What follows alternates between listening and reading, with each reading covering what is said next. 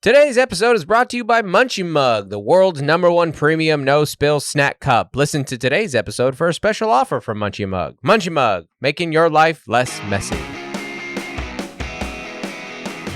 Hey everybody, welcome to Don't Make Me Come Back There. We are a funny podcast about family. My name is Dustin Nickerson. I'm a stand-up comedian and the host of the aforementioned podcast, and alongside me on the due south wall of our state-of-the-art recording studio / our bedroom is my lovely wife, my CFO, my best bud, my hiking partner, and the co-host of this podcast, Melissa Nickerson. Hey there. Hey everybody, thanks for tuning in. We have a lot to discuss. We're going to be all over the place. We've got some... part of the course. We've got some Bingo Dingos. We are going to talk a little bit about some hobbies. I want to talk a little bit about the World Cup.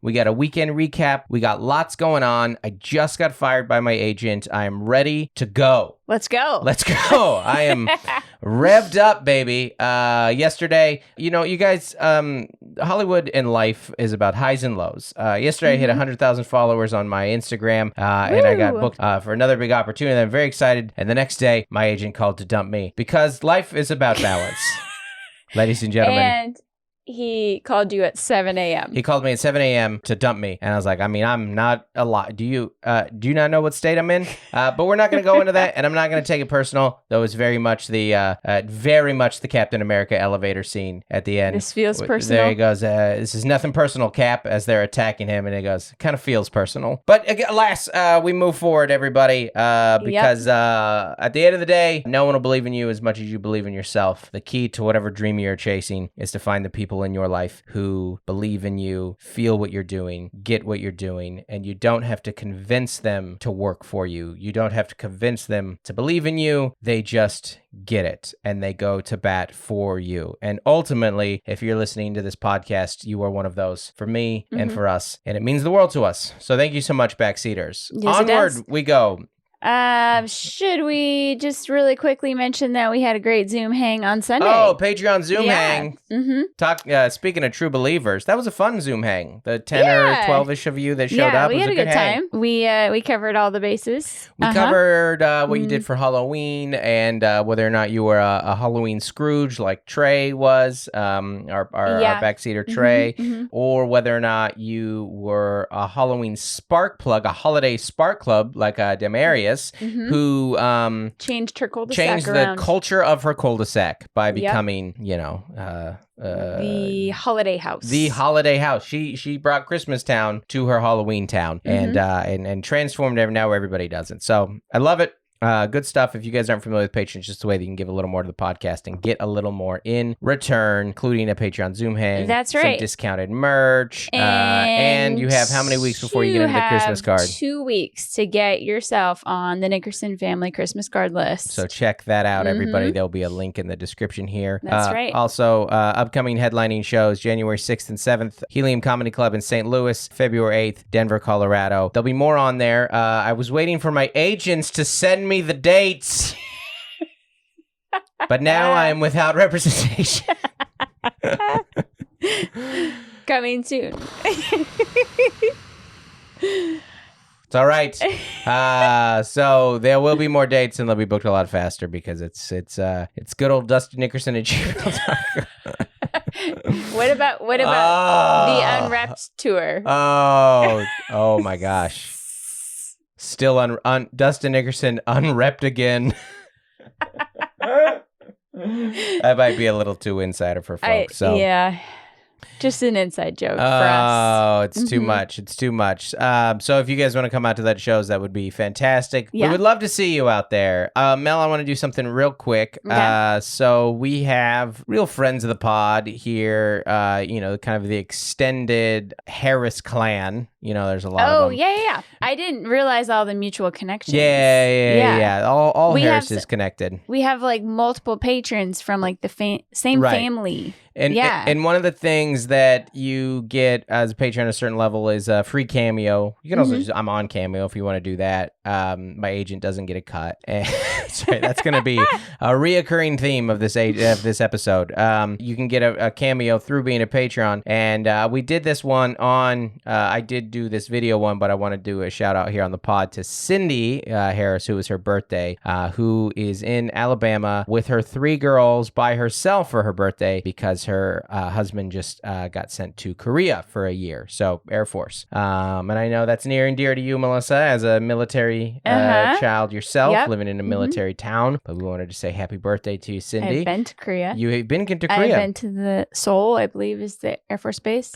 That checks out. I could be wrong, but I think that's the city it's in. Well, happy birthday to you. Happy birthday, Cindy. Dan, stay safe out there in Korea, whatever's going on. That's right. A lot has been said, and we don't talk much military politics on here, but what we do say, and we've said this a lot, is it's an incredible sacrifice for the families at home. It is obviously a sacrifice for the soldiers, but the families at home, it's incredibly hard and worrisome and lonely, and, we really feel for you, and happy birthday down there in Alabama. And hang in there. Yep. And hang in there. Quick weekend recap for the both of us. Mine, I was in what I think is the most underrated state in the country, North Carolina. I love North Carolina. I'm a big fan of North Carolina. North Carolina has 3 great cities, Raleigh, Charlotte, and Wilmington. One's a college town, one is like a businessy town, and the other kind of has like a retirement town. So you kind of get the 3 life stages there. If you want to go to college and then be an adult in Charlotte and then retire in Wilmington, you don't even have to leave the state of North Carolina. Love me some North Carolina. And then we also had a show in Greensboro, which was super fun. So add Greensboro to the list, though I don't know anything about Greensboro beyond that show that I did. But lovely folk, nice people. It was great. I saw an old youth group student, Max, which was a lot of fun, and we caught up. Hello, Max, if you're listening. It was nice to spend time with them. And it was minimal driving, a decent amount of sleep. The University of Washington Huskies beat the Oregon Ducks. Huge win. That was my big win for the weekend. Yeah, sold out shows with Tay and following and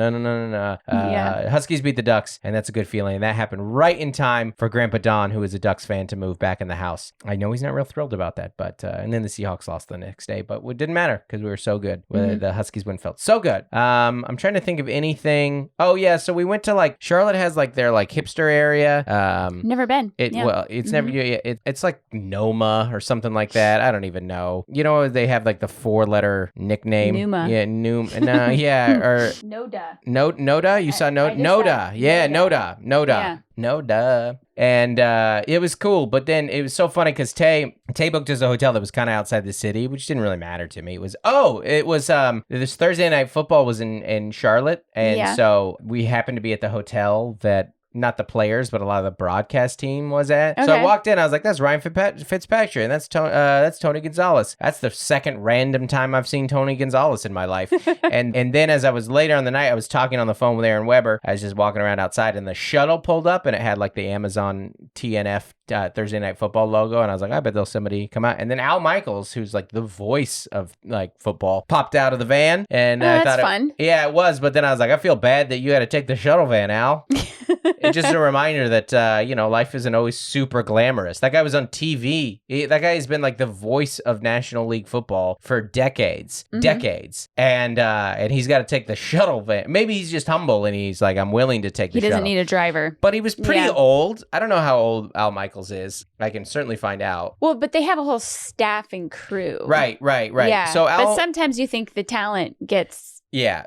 A driver. Al Michaels is 78 years old. Wow. Al Michaels was born in 1944. I mean, maybe he's humble, but I'm like, dude, give him the car. Give Al the car. Right. He looked like a 70-year... Well, because you have to go up all the stairs. And, yeah. On a shuttle. He looked good for a 78-year-old, but a 78-year-old can only look so good getting out of a shuttle van, climbing from the back or whatever. Or at least give him the shotgun. Give him shotgun. Give Al shotgun. Oh, they didn't? Maybe he didn't call it. You don't call shotgun. It doesn't matter how old or how famous you are. Shotgun, the rules apply to everybody. So, but then one of the time we met... The wrong person always calls shotgun. Right.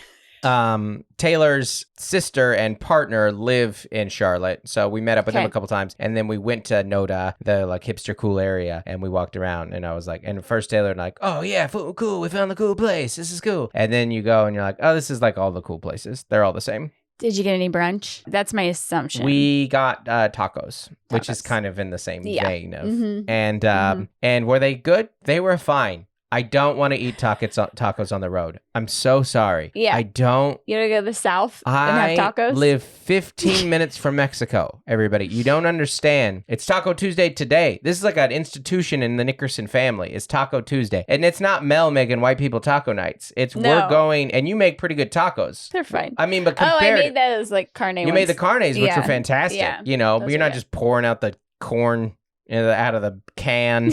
And, huge diced tomato.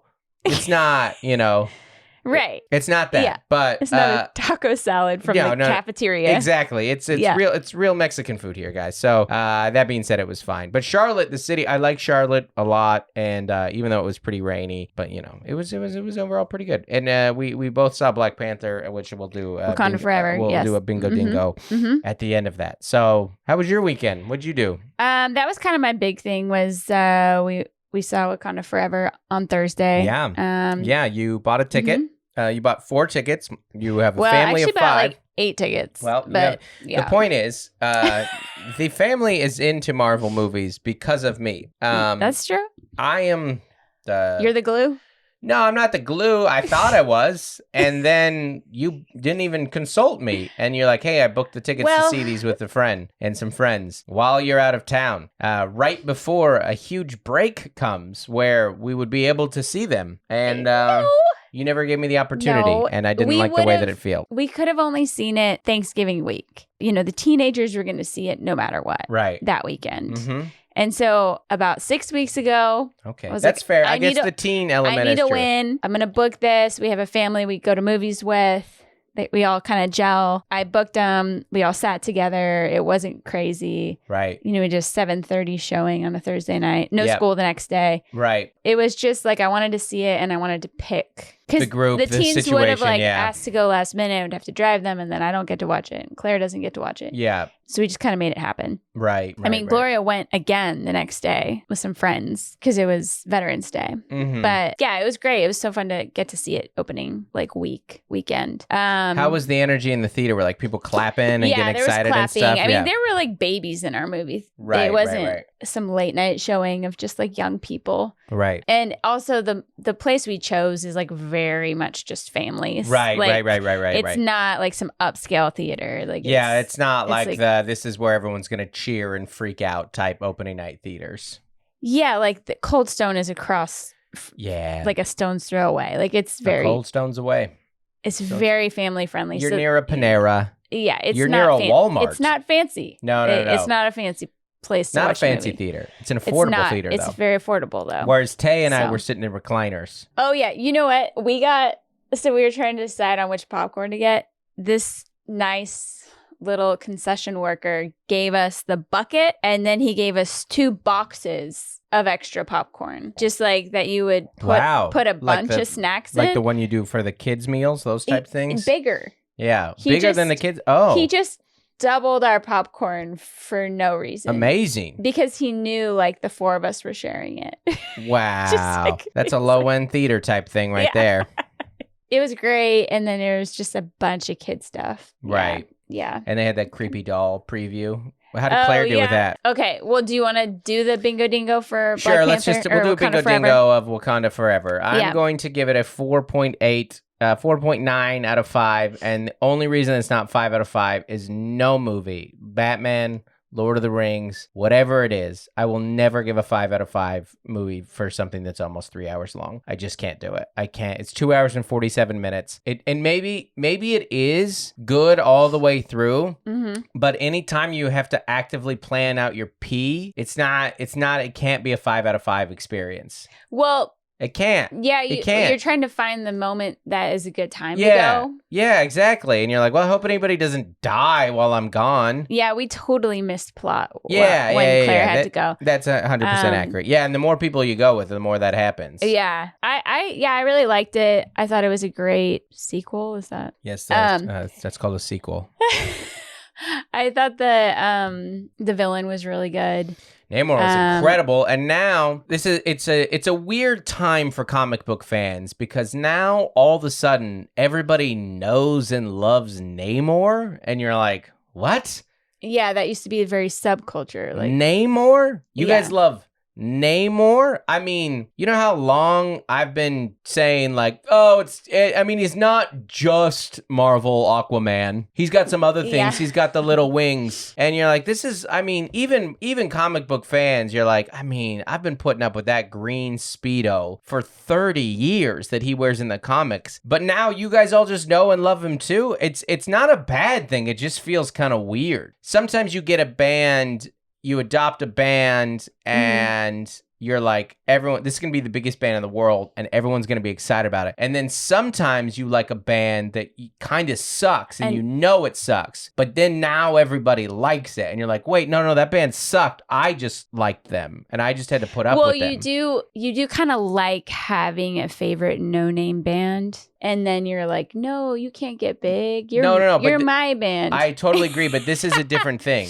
You knew the band sucked. Namor was not a good comic book character. He had some interesting arcs here and there and stuff, but he looked terrible. Yeah. So cheesy looking. He was somehow, Aquaman was already kind of a character, but then Namor was an and now he's like celebrated. It's a bizarre thing. But do you think it was just the actor and all the way there? Google her. It's the director. It's the just in the same way that Jason Momoa from Aquaman. No, those weren't great movies. That was just him being cool. This actor's very cool and just in cool movies because everything in this movie is cool. So 4.9 out of 5 for me. And yours was 5 out of 5. Let's be real. Yeah, I really liked it. It kind of blew my mind that there was like another world like Wakanda, kind of. Yeah. Like a private, hidden, world. Yeah. So it was fun.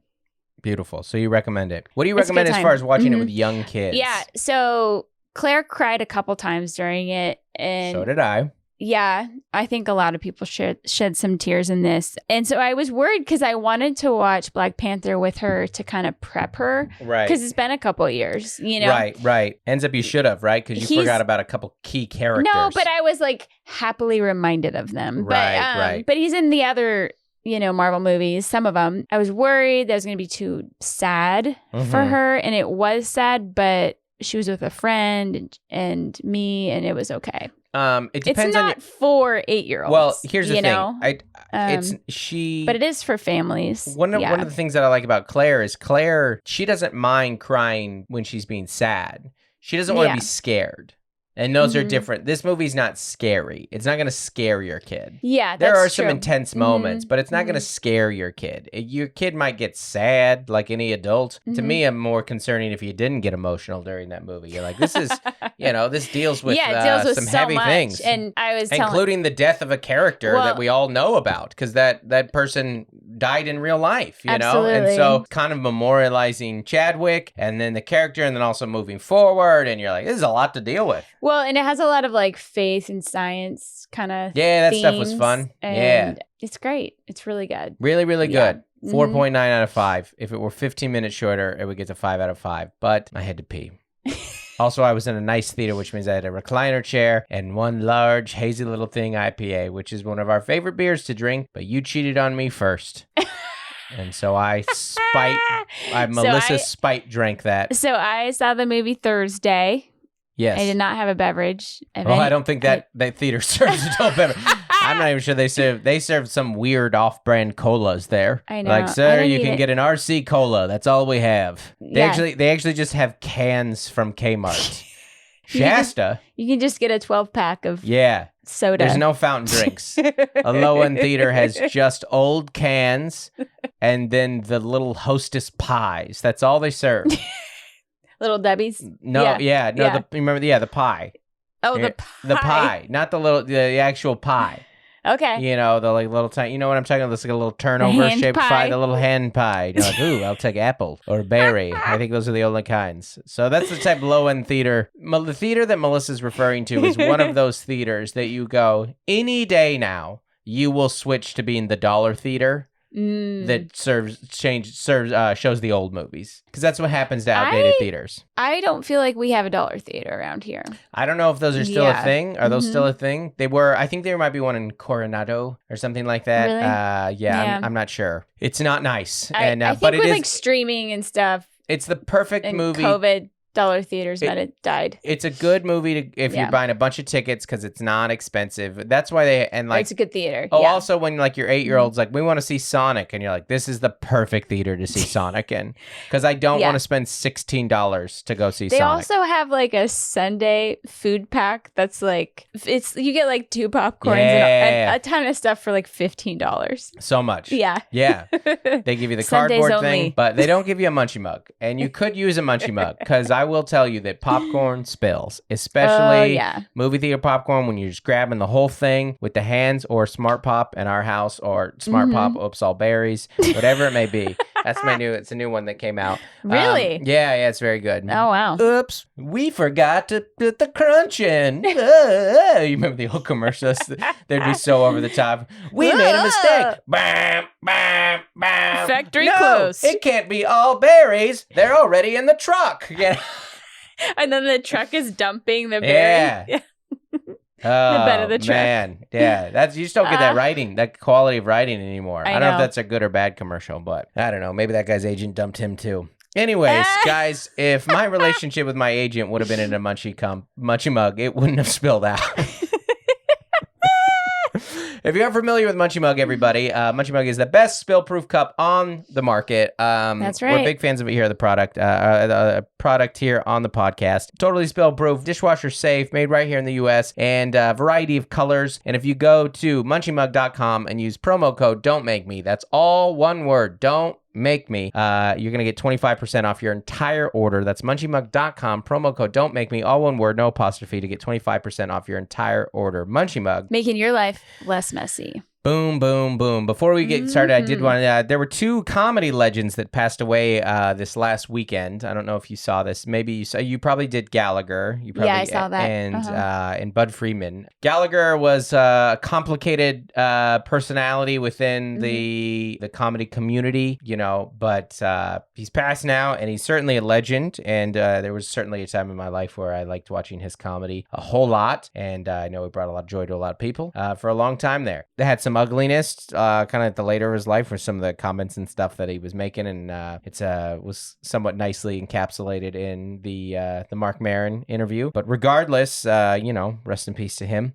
And it's a sad day. And then Bud Friedman, who founded the Improvs. Oh, really? The biggest comedy clubs in the country. And I used to watch the tail end, and they're actually on Amazon now, Evening at the Improv. He hosted them. It was a regular. It's crazy how many names you can go back and see. Evening at the Improv. I don't know. You will be hard pressed to find a non-comedian who had a bigger impact in the comedy world than Bud Friedman. Putting it on TV with the Evening at the Improv, and then just his clubs, which treat comics fairly, and we all want to work. The improvs are the gold standard of where you want to work. We're obviously really close to a lot of people who work for levity, and so we've seen them kind of publicly sharing stories. And I never met Bud, but I heard the best things, and that he was a good, kind, fair guy who gave people a lot of opportunities. And so I'm also, rest in peace to him. I told this to Tay when we were on the road. I'm trying to, and this is especially in the world that we live in, I'm trying to, when someone passes, to just feel it for a second. Yeah. Because it's very easy. What my brain usually does is go, how old were they? And then if they were old, I'll feel okay about it. And now I'm like, well, that still sucks. Still have loved ones. And that's what you do. You want to take the beat for them and just go, I've been trying to go, dude, that's a loss. That's a loss for the comedy community. It's a loss for that family. And I think that's a very human thing that I'm trying to get better at, of just when you hear that someone passes away, regardless of who they are, just take a beat, just feel it for a second. And then realize that day will be forever remembered in a lot of people's lives. Because this is a tragic day for a lot of people. The people close to them, that's a tragic day. Mm-hmm. Norm, before he died, he talked about how, Norm Macdonald, how he talked about in an interview, he goes, it's very, I'm paraphrasing here, he goes, it's crazy how quickly people kind of move on and categorize you after you pass, because you know what the biggest difference is your Wikipedia entry switches from is to was. Ooh. So Norm Macdonald is a Canadian-born comedian known for his roles on Saturday Night Live, Dirty Deeds, or whatever it may be. And then it says all that changes is Norm Macdonald was. And he goes, and it happens like very fast. Wow. And so it's good to take a beat. Mm-hmm. It's good to take a beat. Be human. Be human, to feel it a little bit. So speaking of someone who's aging that is not dead yet and is still standing that we saw live last week was Elton John. Holy smokes. I'm not going to talk a ton about this concert because I'm talking about it on stage right now. Yeah. With quick Bingo Dingo review of Elton John, 75 years old, the farewell tour, Wednesday night at Petco Park. Yeah, so I've never been to a concert at Petco Park. You've never gone to a stadium show. I was going to say, I've only been to like 1 or 2 or 3 arena. Yeah. You know, I usually pick smaller bands with smaller venues, right, you know, for right. concerts. So it was very funny. Everybody was mad getting in, about parking and traffic and the lack of attendance, the long lines. Yeah. And they did send you an email that said like, this show starts at 8. Elton has no opener. Like I've never had more advanced communication about a show, which I loved, by the way. Yeah. And they're like, our doors are at 6. Because you want to know when the headliner's getting on. They're like, our doors are at 6. We recommend that you get here around 6. Yeah. And I was like, they just want you to eat there. But really, it's just like all those people and, you know, the staffing that they could provide. They're like, no, just get here early. It's 46,000 people. Yeah. Getting 46,000 people into their seats. I mean, on a Wednesday night. Right. Yeah. On a Wednesday night downtown. Yep. It's crazy. It's dark. Crazy. So many people. And we got there fairly early, in part because we were just like, well, we'll just leave the kids. Why not leave a little early? We'll get down. It took a long time to find parking. And we were like, well, maybe just grab a quick drink or food. And then we kind of got close to the stadium. You're like, well, let's just go in. We were looking at the lines. And then it took so long to get in, and the merch lines and the food lines, that we got into our seat like 6 minutes before the show started. So we didn't have a second to spare. It was like every line was just nuts. Yeah. Like the bathroom line, and everyone was mad. But then once the show started, it was just fantastic. Yeah, people were crying. A lot of we got ID'd. You feel young. You feel real young at the Elton John concert, not just because of Elton, because everyone else around you is pretty old. And that was part of one of your jokes was about helping. You're just helping people with their phones, all night. Mm-hmm. There was you like if you show someone how to zoom on their phone, they're gonna look at you like you invented that phone. Like, how do you know this dark secret? Who taught you this sorcery? He was such a performer. So good. It was so good. And he really was just like him and his piano. Yeah. You know, like there was a band. No, the band was a huge part of it. But, you know. No, I know. But I think what I mean is like there were not dancers. Or there were not like. No. There's some background vocals, but like. Some weird screen imagery that at times you're like, I don't know if I need all this. Yeah. Some of it looked like a Gap ad from the 90s. Yes, 100%. But Some Elton sounds great. His voice is there. He's hitting the notes. He's not hitting every note. He's not doing the no. Yeah, he went down doing a couple that. times. Yeah. But he's also 75, so I don't, it's like Joni Mitchell. She talked about it with Elton John. She's like, I'm not a soprano anymore. Right. What's the one down? Alto? I'm an alto. She's like, my voice went down. I have a different voice now. And you can, if you listen to Elton John in the 70s versus this 90s Lion King stuff, then he doesn't play the Lion King stuff, which thank goodness. Nobody wants to hear the Lion King stuff. Circle of Life. Yeah, we all like those songs just fine, but for what they were for, nobody needed to see that. It is interesting that he doesn't play it though. It's an interesting artistic choice when he's like, I'm not doing this. Do you think Disney would like want him to add it to the set that's list? An interesting thing. I don't know. I don't know. Listen, when I saw Aerosmith live, they said don't want to miss a thing.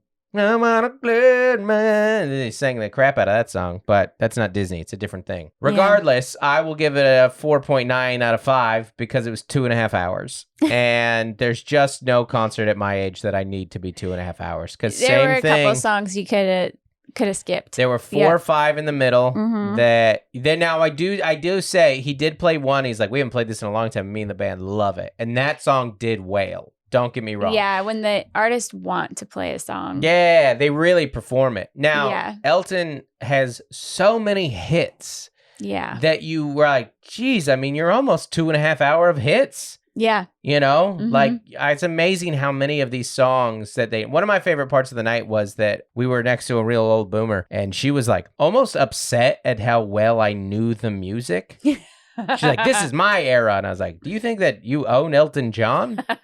I was like, Elton John has been relevant since the 70s. Elton John had hits in the 70s and 80s. And then in the 90s, he reemerged with the Lion King and the re-release of Candle in the Wind when Princess Di passed. And then in the 2000s, he was still around. He was like at the MTV Movie Awards with Eminem and stuff. And then the movie comes out. And then now he has a #1 album again right now because he's doing all these re-releases with Dua Lipa and Britney Spears and stuff. And you're like, aren't kids like Elton John? Well, and he's now the show's about to be on Disney. Yeah, he's finishing touring, but the show's going on Disney Plus, like his this concert, Dodgers concert, and he's still doing a ton of other stuff. Yeah, it's crazy. So, what's your rating?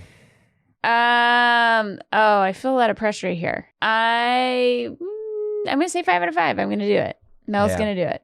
Yep. 5 out of 5. Elton John. It does feel weird not giving I mean, 5 out of, Well, what is it? Like he's been performing for 55 years. You're like, who are you to not give this? He did the Troubadour in 1970 and that was like the relaunch of his career or the launch of his career. And so you're just like, wow. It's impressive. Pretty incredible. Yeah. Pretty incredible. Okay, switching topics here. I wanted to say I haven't said this on the pod recently. I wrote it down for a while ago. All right. About a month ago, you farted in front of me. And I have thought about that fart every day. Okay. Because I love when you fart around me. What? I love it. I love it so much because you don't fart a lot. It just feels really special when you do. And I'm not talking about the traveling toots. Sure. I'm just talking about a rare, because a lot of the time it happens because I'm like tickling you or making you laugh. And other times it just happens and it's so funny because I don't remember it. I do. Yeah. I love when you fart around me. I love it so much. All right. Because it's rare and it's I guess I would compare it to like an eclipse.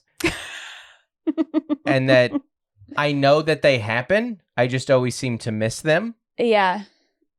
And so this is not me telling you that I want you to do it around me more. I'm not saying that. Don't hear that. I'm just saying don't be embarrassed when they do happen. All right. You know? After 21 years? 21 years together. Yeah. Yeah. How do you feel when it happens? Are you embarrassed? Yeah. What is it, Melissa? Why would you say you're embarrassed? Oh, you know what? Yeah. If we're doing therapy, I get to talk today. Yeah. If anything, that's all. That's it. I just wanted to tell you that you have full permission to do that around me. But it's not a power. I don't want you to like abuse it. But I also wanted to talk really about control it. So yeah, appointments. Why are there so many? We've been having so many appointments. It's awful. Melissa, why do we have so many appointments? Because when you're in an appointment, you have to make like 2 more appointments. Do you? Yeah. Or is that just how they get you? That's how they get you. I feel like we're almost give it 7 more days and most of the appointments are done. Till when?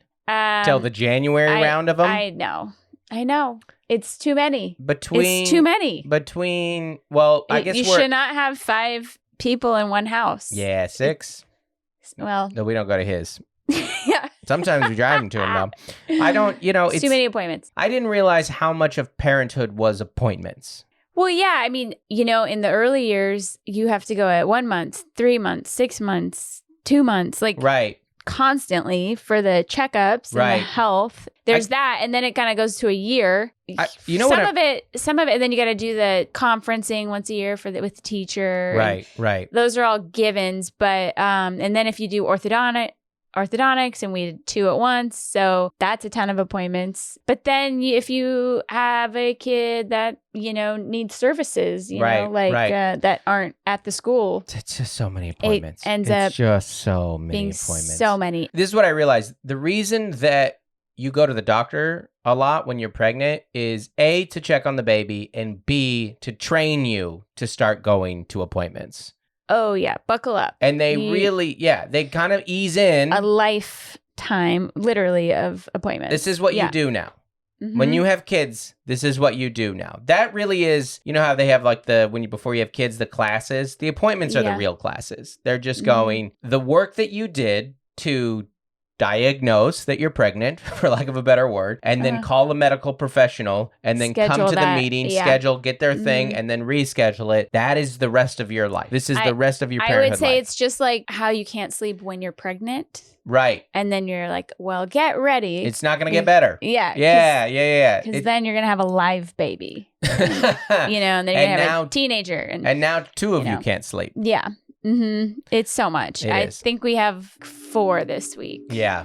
Yeah. Well, and that's the problem too, is like we want you there and we want you involved. So then we work and work out and go to appointments when you're home. Yeah, I get it. It's a lot. And you know what? I don't need the small talk in appointments either. Like we were rescheduling, we're signing Claire up for some more Kung Fu, and he sat down and I was wearing this Black Panther shirt and he wanted to talk about Marvel movies for 10 minutes. I'm like, no. Tell me the price. Tell me the price. I scheduled this appointment during her half-an-hour lesson. I need to go sit in my car for 20 minutes. I need to go look at TikTok on my car for 30 minutes. 30 minutes. I'm going to, 22 minutes. I'm going to look at her start of her class for 2 minutes. And then I'm going to come back and I'm going to watch the last 2 minutes and be impressed by how well she's doing. But there's not really a viewing area. So it's not like I'm skipping out on this. I need this 22 minutes. This is a sitcom. I need a sitcom of TikTok in my van. And I knew when I had the meeting, this could take 10. But it took the full 22. It took the full 22 minutes. Oh, gosh. That's so unnecessary. I'll talk about Marvel movies with people, but not this guy. And he's nice. I like him a lot. They're the kind of group that they won't give you a price until you sit down in the office. And why do I have to tell you my favorite Marvel movie before you tell me you're raising the rates? I don't understand. I mean, you would know. You sold gym memberships. There's that back and forth banter. Yeah. But you got to read when people want it and they don't want it. Yeah. Sometimes you just got to get to the punch, Like when my agent fired me today. He just got to it. There was no frivol. There was no small chat. That was just, hey, we're done with you. Oh, it hurts so bad. Oh, gosh, this is such a... This is my new favorite expression in the home and in our relationship is the human experience is so intense. Yeah. It's just so intense. The ups, the downs, the joy, the grief, the pain, the celebration, the love, the warmth, the food, the sickness, it's all so intense. Yeah. It's a lot. It's a lot. And that's why people have drinks, and what do they say when they have their drink? I just need something to take the edge off. That's what you're saying in moments like that. You're like, I just need to take the edge off the intensity of this experience. It's the same reason that people take baths and same people that zone out on their phone. And it's all Taylor and I talk about on the road. And the reason that you booked Black Panther, you just go, sometimes I just need a win. I just need something. In 6 weeks, I'm going to watch a movie with 8 people I like. It's just so, it's just such an intense experience. That's actually kind of helped me in my relationship with sports. Mm-hmm. I'm not super into sports the way that I used to because I'm realizing this is the intense experience for them. Wait, who's them? The athletes. The athletes. Yeah, This is for my entertainment. And if we win, 100%. Awesome. Yeah. And if we lose, that feels bad. But this is, I have my job, I have my livelihood, I have my, the stuff with my age. These are real things that people face. Everybody has bad days, but they're good, they're bad. That's their intensity to experience. This is my release. This is, I'm going to sit down and watch this and be entertained by this. Like I've been thinking about so the World Cup starts next week. I've been thinking about the World Cup a lot because these are like children. This is the youngest U.S. team ever. Nice. And they're so young. But the U.S. missed the World Cup only happens every 4 years. And the last one the U.S. missed. So 8 years. Right, it's a long time. It does not happen that often, and you're only guaranteed. It's hard to make the World Cup. It's like the Olympics. Yeah, like every 4 Italy, years. Germany, teams that have won recent World Cups miss future World Cups. It's hard to make the World Cup. Yeah, and then when you get in, you are only guaranteed 3 games. Wow. Because the way that you're not asking for this, but there's a group. So every team plays the other team in the group. The 2 teams with the best record of the 4 move on to the tournament style. And win, lose, or tie. And you get a certain amount of points. I think it's like 3 for a win, 1 for a tie, none for a loss, something like that. And that's so intense. That's so intense for them. The fans are so nuts. Oh, exactly. Yeah. And so Messi is the greatest soccer player, arguably, of all time. He's certainly in the discussion, but he's never won a World Cup. And he knows going into this is my last chance. Ooh. And this is the thing that people say about me. And if he wins a World Cup, if Lionel Messi wins a World Cup, he will be unanimously agreed upon as the greatest soccer player of all time. If he wins a World Cup. But he has to win one. But he has to win one. Ugh. And other people will argue even it's so intense. It's such an intense experience. And think about that ref who's at that game. You know, like the last night, the Thursday or the Monday Night Football, a ref call decided the game. And now those people are upset and people lost money. Yeah. So intense. And contracts. Yeah. Yeah. Whew. But you said that using the framework that human existence is intense helps you watch sports? Yes, because in the sense that you go, this is my entertainment. Yeah, this is their intensity. Okay. In the same way that comedy, for me, they shouldn't be stressed about me. I need to put them at ease. I know competition and comedy are different, but I'm the entertainment. It's intense for me, though. Yeah. I'm like writing sets and I'm trying new material. And one of the shows in Greensboro had like the big screens. I'm like, oh my gosh, I gotta look better on screen here. I was looking back at an old photo of when I toured with Chris, and I was like, that was the nicest shirt we could afford back then. Yeah. Like like I had like 1 or 2 flannels that I had to tour with the whole, because we did not have. We just probably went to Nordstrom Rack, or we would buy them off season on clearance. Yeah, exactly. You know, like this is what we can. My first my first TV appearance on Heart of the City. That's a Nordstrom Rack discounted flannel. Yeah, we bought it in June, and we're like, well, this is the nicest shirt I've ever owned. Yeah, because we got your pants hemmed. I'm just saying it's it's nice to like. Never done that before. It's nice to remember, like, I don't know, the same thing with like when I was talking about it, like kind of go, someone passes away, you're like, just let this feel for a second, because this is really intense for a lot of people in that person's life. Well, and that's part of why it's so entertaining. Yeah, is the intensity. Yeah. And but not to like beat yourself up over. I was explaining to my dad about how these World Cup games can end in ties, and he was like, "What?" You know, which is like a very American thing. But he was the Ted Lasso character. He was very much so. I don't understand. Yeah. But that's part of that culture. Oh, side note, I actually love that youth sports can end in ties. Right? Why? I love that, because that teaches children the valuable life lesson that all that hard work and determination and effort can still get you nowhere in life. Like, that can still amount to absolutely nothing. That feeling of all that work and dedication and effort, and now it's met with personal dissatisfaction and just apathy from everyone around you. Apathy's the perfect word. Welcome to existence, baby. People don't care about your hard work.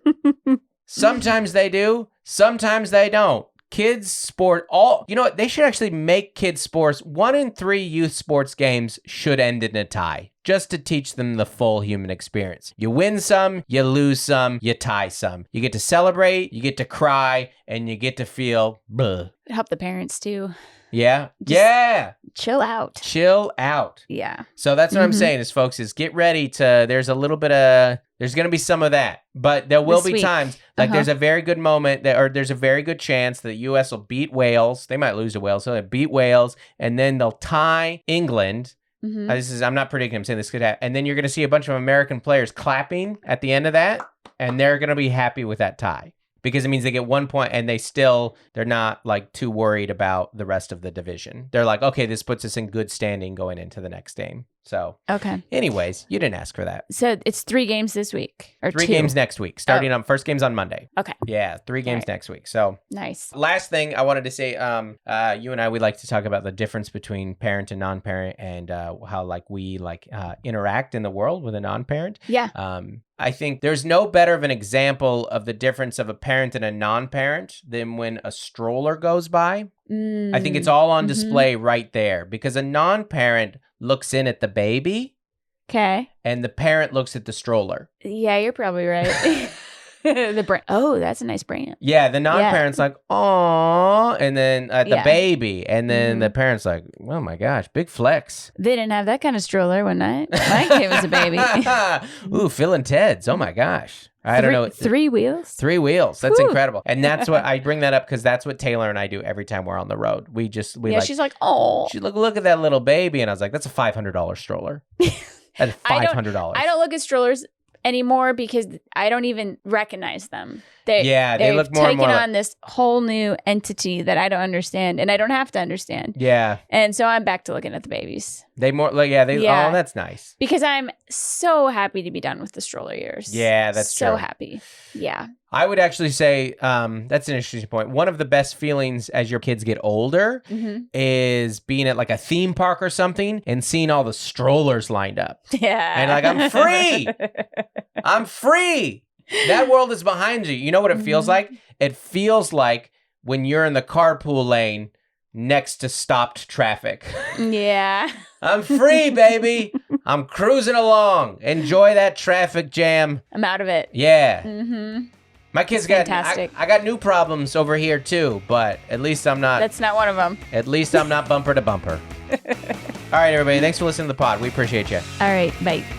Hey, thanks for listening, everybody. Wanted to give a special shout out to our As Essential as Oils patrons. That's our $25 a month and up level patrons. Thank you so much for your support of the podcast and Dustin Nickerson comedy. That is Trey Turner, Nathan and Jennifer Merritt, Adam Bush, Jennifer Ashley Downs, Juliana Smith, Jordan Cowan, Code to Grow, Courtney Eibling, Lori Amos, Dave and Melissa Cox, Isaac Terron, Farrah Journey, Bonnie Galindo, Carrie Teague, Averill Griffiths, Jessica Sewell, Rachel Kennedy, Dave Hoagland, Demarius Diaz-Stevens, Nicole Carraz, and Tiffany Payne. Thank you so much, everybody.